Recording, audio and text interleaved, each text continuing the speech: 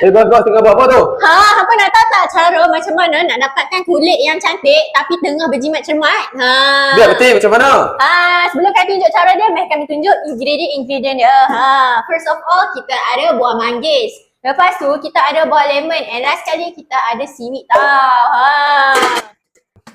Inilah cara dia. Seperti minuman seaweed mangosteen. Macam ni nak bancuh dia susah ke? Tak susah, senang je. Yang penting dah buka kita punya sachet ni, tuang dalam cawan, kacau-kacau dah boleh minum. Macam tengok dia datang dalam sachet macam ni, senang nak bawa dan senang nak bancuh.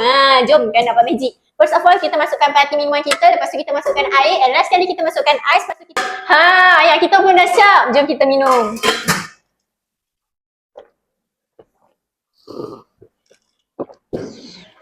Ui, nampak sedapnya. Wah, memang sedap kau-kau guys.